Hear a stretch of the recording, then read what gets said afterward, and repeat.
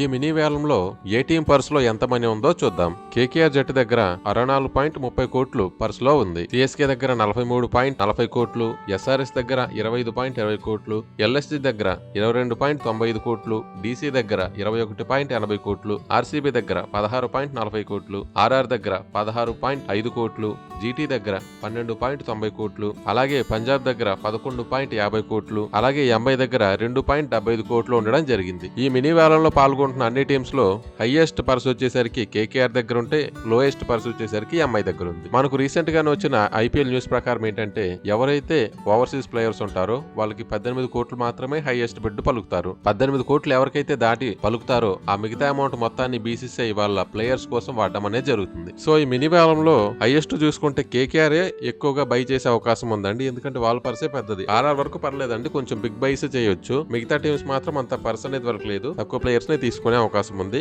MI విషయానికి వచ్చినట్లయితే వాళ్ళ దగ్గర ఉన్న పర్స్ తో మరి వాళ్ళు ఏ ప్లేయర్స్ ని కొంటారో చూద్దాం. ఈ వీడియో కనుక మీకు నచ్చినట్లయితే లైక్ చేయండి, షేర్ చేయండి, సబ్స్క్రైబ్ చేసుకోండి. Thank you for watching.